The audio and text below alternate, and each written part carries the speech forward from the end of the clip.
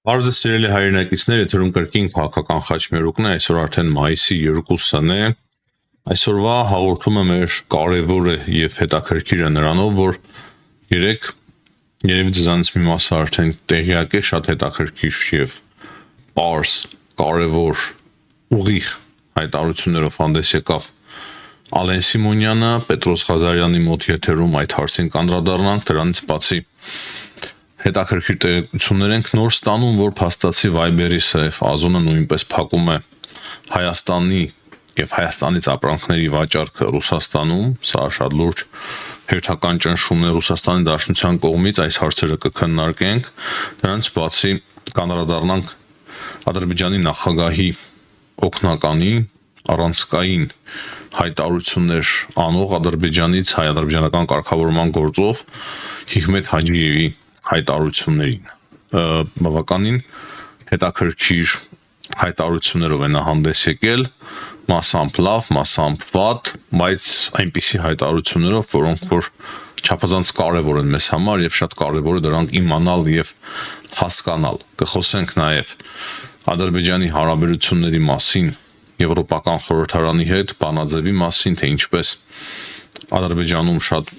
բուրըն արձագանքեցին Եվրամիության վերջին բանաձևին, ինչ քայլեր Ադրբեջանը ձեռնարկում ընդդեմ Եվրոպական խորհրդարանի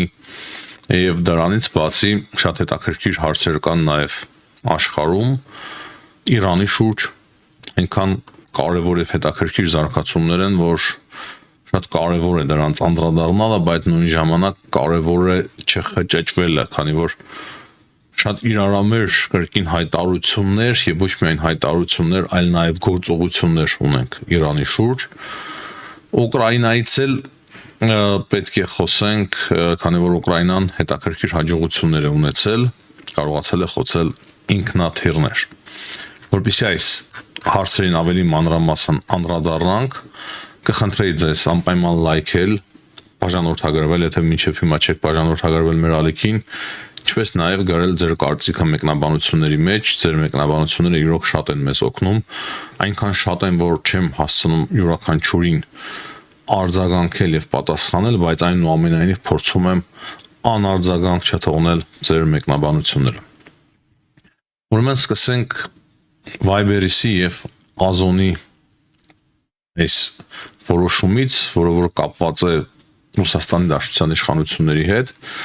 ավելի ճիշտ ոչ թե Viber-ի Safe Azon-ն են նման որոշում կայացրել, այլ Ռուսաստանի իշխանությունները հանելով հայկական ապրանքը,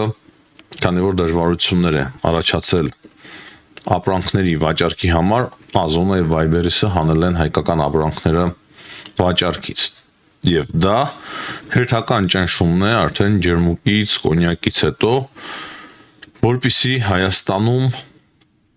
բիզնեսը սկսի աջակցել արդեն Ռուսաստանի տեխնացուներին, դրանից բացի փորձեն ազդել Հայաստանի հասարակության վրա, Հայաստանի քաղաքացիների վրա, որպեսզի մեկ ամսից արդեն Հայաստանի հասարակությունը եւ ժողովուրդը ընտրի պրոռուսական տեխնացուին եւ պրոռուսական շատ մեղմի ասած։ Դուք գիտեք։ Ուրեմն հետաքրքիրը այն է, որ երեք ես տեսա նոր քիչ առաջ էլ ասեցի Ալեն Սիմոնյանի մեկնաբանությունը Պետրոս Ղազարյանին եւ ի տարբերություն Հայաստանի տարբեր նախարարությունների համապատասխան նախարարությունների Ալեն Սիմոնյանը ասեց այն, ինչ ես սպասում էի եւ ինքն էլ խոստովանեց, որ ինքը շատ ուղիղ է սիրում արտահայտվել եւ այս անգամ եւս նույնպես ուղիղ է ասելու, որ ջերմուկի հետ կապված խնդիրները, այդ հարցինի պատասխան, այդ ամեն ինչ գալիս է Ռուսաստանի Դաշնությունից եւ նա ասում է, որ Ռուսաստանի Դաշնությունը փաստացի կամ Ռուսաստանի Դաշնությունից կապ չունի բիզնեսմեններ լինեն, թե ով լինեն, ամբողջ գովազդը սոցիալական ցանցերում գնել վերցրել են, դե մենք Վրաստանում դա չենք տեսնում, քանի որ Հայաստանի համար է հավանաբար Facebook-յան ամբողջ գովազդը, դուք երևի տեսնում եք Սամվել Կարապետյանի մասին կլինի YouTube-ում նույնպես,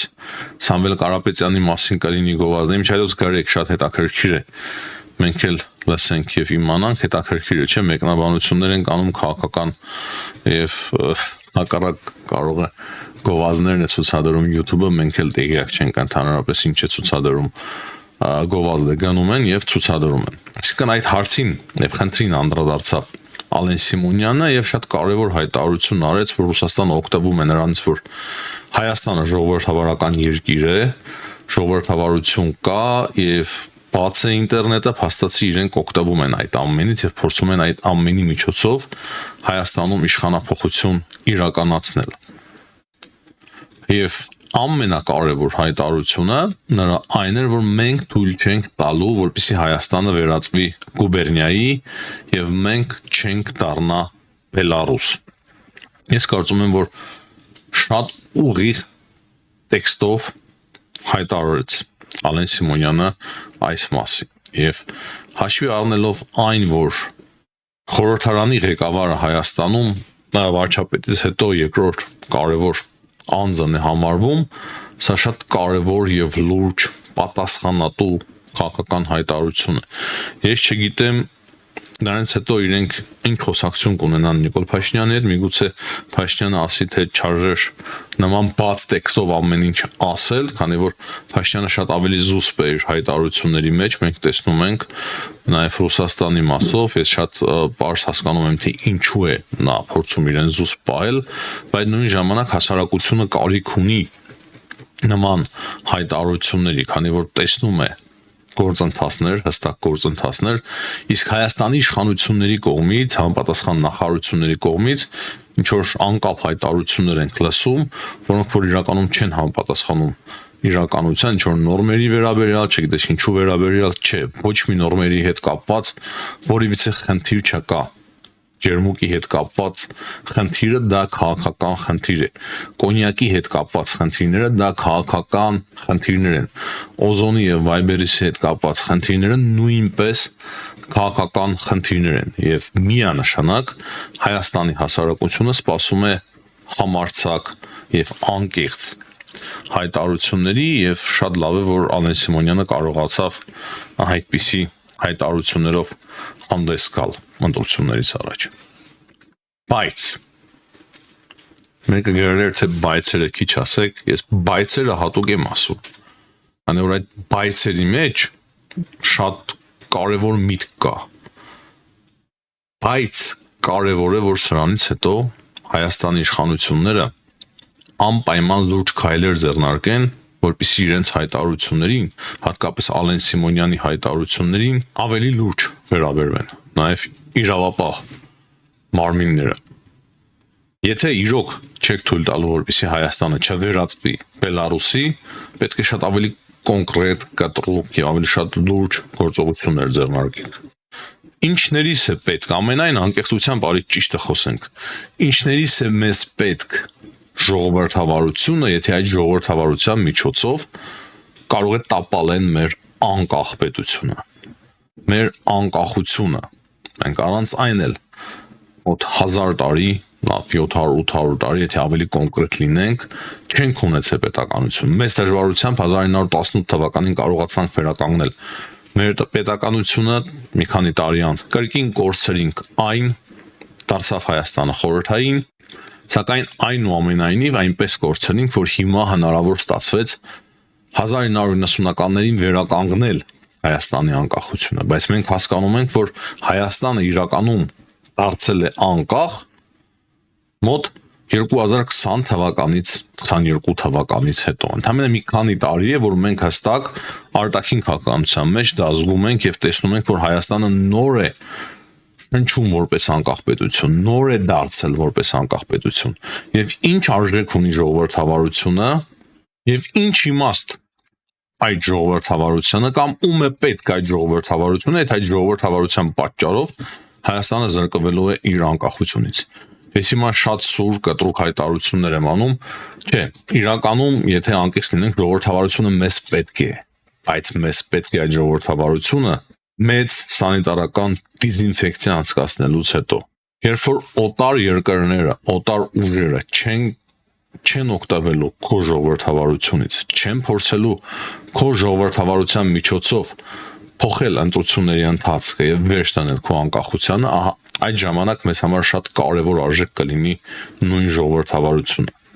Բայց եւ այդ նույն ժողովրդավարության միջոցով ուզում են վերջ դնել քո անկախությանը,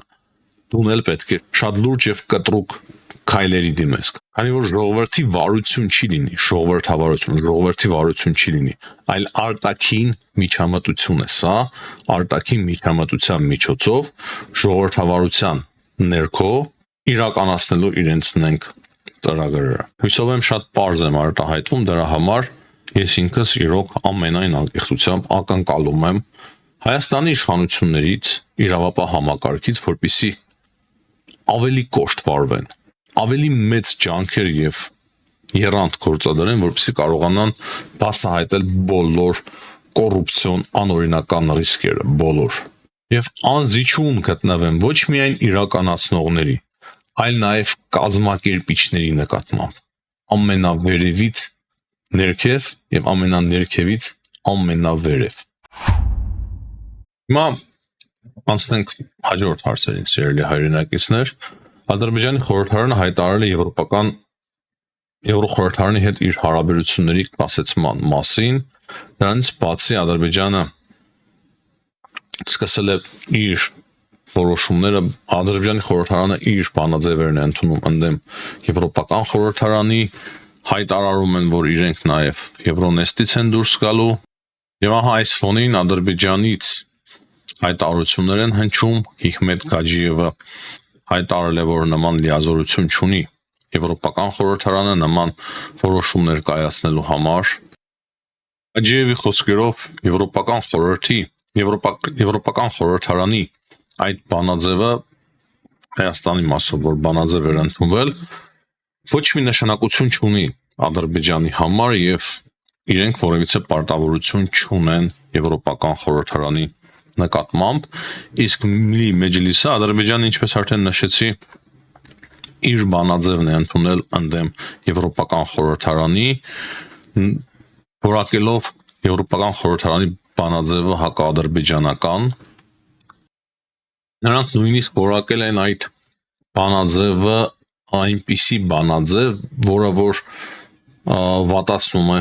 հարաբերությունները, փչացնում է, փրշում է հարաբերությունները, երևի նկատի ունեն հայ-ադրբեջանական հարաբերությունները եւ հարաբերությունները իրենց հարաբերությունները եվրոպական երկրների հետ եւ իրենց խոսքերով 2020-ից 10 բանաձև է ընդունել Եվրոպական խորհրդարանը ընդդեմ Ադրբեջանի, 10 հայկական բանաձև էր։ Հիքմետ Հաջիևը ելի մի շարք հայտարարություններով է հանդես եկել, նախ պոզիտիվ հայտարարությունը այն է, որ Ադրբեջանը բարեդարացիական հարաբերություններ ունի բոլոր հարևանների հետ, այդ թվում նաև Հայաստանի,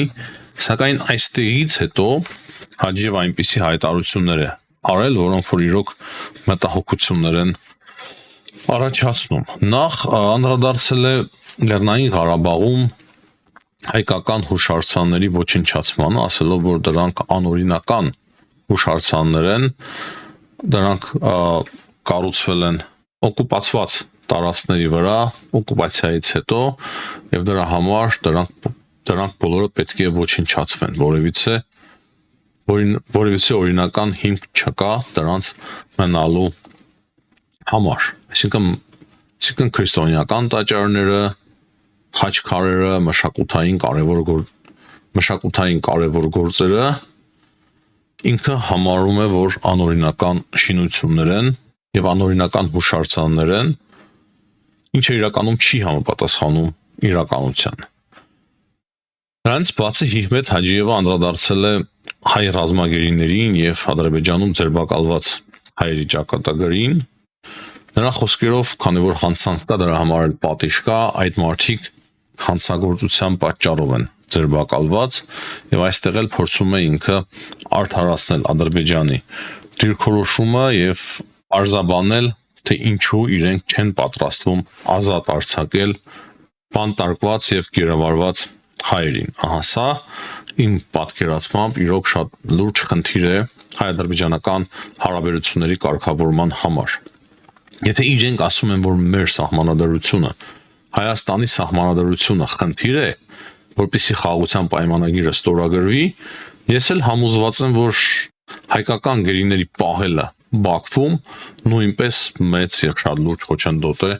որպեսզի խաղաղության պայմանագիրը ստորագրվի եւ իրական հաշտեցում տեղի ունենա։ Իրական հաշտեցման համար ամենամեծ այսօր խոչընդոտը հայ գերիների ներկայությունն է Բաքվում։ Հիմնականում այս կանը Հայաստանին եւ հայ-ադրբեջանական հարաբերություններին վերաբերող հարցերից։ Հիմա ամենաբարդը Իրան, հասկանանք թե ինչ է տեղի ունենում Իրանի շուրջ, ինչի է բարդ, քանի որ այնպիսի հայտարարություններ կան եւ այնպիսի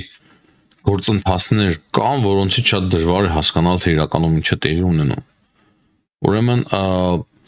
կա տեղեկություն, որ Իրանի նախագահ Փեզեշքյանը, ինչպես նաեւ Արաքչին, խորհրդարանի ղեկավարը, ուզում են, որ հեռացվի արտգործնախարար Արաքչին, քանի որ իրեն հստակ մեղադրում են, որ ինքը ազդեցության տակ է եւ ազդեցության տակ է իսլամական կորպուսի, այդ հեղափոխության կորպուսի պահապանների ազդեցության տակ է գործում եւ դրա համար չի ստացվում պայմանավորվածությունների հասնել Ամերիկայի Միացյալ Նահանգների հետ։ Չեմ կարող ասել, որքանով դա համապատասխանում է իրականության, բայց որ ներքին գզվրտվոցները շատ լուրջ են եւ կան, դրանք տեսանելի են, դա պարզ է։ Բոլորս էլ այդ մասին գիտենք։ Կարևոր է հասկանալ նաեւ այն, որ որոշ պատրաստվածություններ հստակ ընթանում են Ամերիկայի Միացյալ Նահանգների կողմից եւ պատերազմը այնինչ տեսանելի է այդ դրա վրա եթե հիմնվենք, կարծես թե անխուսափելի է դառնում։ Խոսքը նրա մասին է, որ Ամերիկայի Միացյալ Նահանգներից RC-135 հետախուզական ինքնաթիռը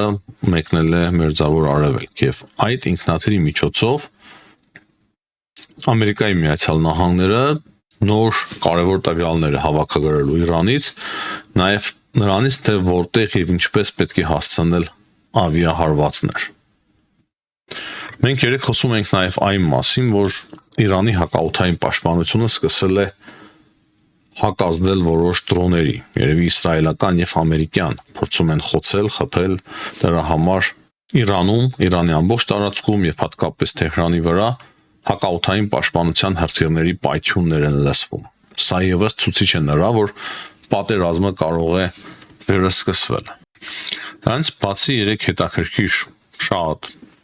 հայտարարություններով է հանդես եկել Դոնալդ Թրամփը, որպեսզի չխճճվենք, նախ ասեմ, որ լրագրողը իրեն հարցրել է, թե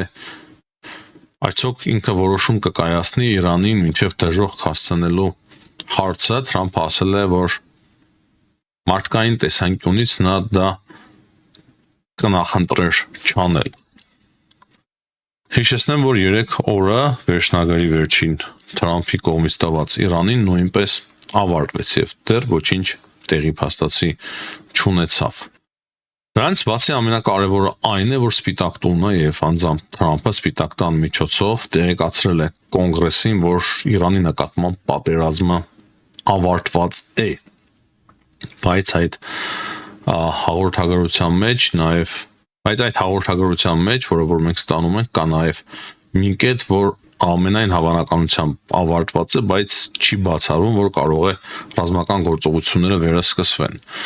Դեմոկրատները արդեն իսկ հայտարարում են, որ իրենք չեն հավատում այդ տեղեկությանը։ Դեմոկրատների առաջնորդ Չակ Շումերը կոնգրեսում հայտարարել է, որ դա ուղղակի անհեթեթություն է, որ պատերազմը ընդդեմ Իրանի Թրամփը ավարտվել է, այսինքն չեն հավատում Սպիտակ տնից եկած այդ նամակին, այդ տեղեկությանը, որ Թրամփը ավարտել է պատերազմը ընդդեմ Իրանի, բայց այստեղ մի փոքրիկ նրբություն կա, առանց կոնգրեսի թույլտվության Ամերիկայի Միացյալ Նահանգների նախագահը կարող է արտերկրում պատերազմը շարունակել 60 օր եւ ոչ ավել։ Խոսքը ցամաքային գործողությունների մասին չէ, այլ օդային եւ ծովային հարվածների մասին է։ 60 օրից ավել նախագահը լիազորություն եւ իրավունք չունի շարունակել պատերազմական գործողությունները որևիցե երկրի դեմ։ Դրա համար արդեն պետք է կոնգրեսի թույլտվություն։ Եվ շատերը կարծում են, որ դրանով Թրամփը փորձում է զրոյացնել այս թիվը, որպեսզի արդեն հետո նոր ռազմական գործողություններ կարողանա սկսել եւս 60 օրով ընդդեմ Իրանի։ Թրամփը նաև խոսել է Կուբայից, ասել է, որ մենք կհասնենք նրան, որ Կուբայում ավարտվի ռեժիմը, Իրանից նա իրարամեջ հայտարարություններ է արել, նաև Իրանի մասով ավարտենք, հետո Կուբային անցնենք, ասել է, որ հնարավոր է ոչ էլ գործարք կնքենք Իրանի հետ, այսինքն այդպիսի հայտարարություններից մենք չենք հասկանում իրականում ինչ է տեղի ունենում։ Եթե հիմնվենք միայն Դոնալդ Թրամփի հայտարարությունների վրա, շատ բարդ կլինի, դրա համար ես ներկայացնում եմ նաև գործողությունները, որոնք որ տեղի են ունենում Իրանի շուրջ։ Ինչ վերաբերվում է Կուբային, ասում է, որ երբ մենք ավարտենք Իրանի շուրջ մեր գործողությունները, իսկ ես Թրամփը ասում է, ես այն մարդն եմ, ով սիրում է մինչև վերջ հասանել իր գործը, ապա հավանաբար մեր ամենամեծ ավիակիրները եւ ամենամեծ ավիակիր Աբրահամ Լինկոլնը, բայց ես որքան գիտեմ Ջերալդ Ֆորդն էր ամենամեծ ավիակիրը, Թրամփը ասում է մեր ամենամեծ ավիակիր Աբրահամ Լինկոլնը կմոտեցնենք Կուբային եւ այնտեղ կարող է իշխանապողություն տեղի ունենալ շատ արագ, դա մեզ համար շատ հեշտ է, Թրամփը ասում է մենք կհասնենք Կուբայում իշխանապողության։ Իրանից հետո հստակ հայտարարում է, որ հաջորդը Կուբան է։ Եվրոպայի մասով էլ կան հայտարարություններ, Թրամփը ասում է, որ մաքսատուրքեր է մտցնում Եվրոպայի նկատմամբ 25%-նոց մաքսատուրքեր, Եվրոպայի հետ ծայրաստիճան լարվել են հարաբերությունները Ամերիկայի Միացյալ Նահանգների, Թրամփի պատճառով գիտեք այս մասին, եւ Թրամփը նաեւ որոշում է կայացրել, որ Գերմանիայից դուրս է բերում 5000 զինվորական, այսինքն այդ որոշումը արդեն ինքը դատս կայացրեց վերջնական։ Եվ դրա վերջին կաթիլը հանդիսացավ Ֆրիդրիխ Մերցի չմտածված հայտարարությունները Իրանի մասով, ճիշտ է արդեն 3 այլ ոճի, այլ տեսակի հայտարարություններ արեց, բայց մի քանի օր առաջ արված իր հայտարարությունները դրանք կարծես թե վերջին կաթիլն էին Թրամփի համար, որ ինքը կայացրեց այդ որոշումը։ Ուկրաինայի մասով ասեմ, որ շատ հետաքրքիր գործողություն է կարողացել իրականացնել Ուկրաինան, միանգամից կարողանալով խոցել Su-57 եւ Su-34 ինքնաթիռներ Ռուսաստանի Դաշնությունում, Չելյաբինսկում է այդ ամենը տեղի ունեցել, ռազմական օդանավակայանին են կարողացել կրկին հարվածել ուկրաինացիները, փայլուն մի գործողություն, Սարդոստայնի նման ինչ-որ մի գործողություն, եւ հետաքրքիրը այն է, որ այդ թիրախը գտնվում էր 1700 կիլոմետր հեռու Ուկրաինայի սահմանից, շատ հեռահար են դարձել ուկրաինական դրոնները եւ ուկրաինական հրթիռները եւ ինչպես արդեն նշեցի, այս փայլուն ռազմական գործողությունը ընդդեմ ռուսական ինքնաթիռների նրանք կարողացել են իրականացնել Ուկրաինայից 1700 կիլոմետր հեռավորության վրա։ Հիմնականում այսքանը սիրելի հայրենակիցներ, հաջողություն եմ աղթում բոլորին, ցտեսություն, կհանդիպենք։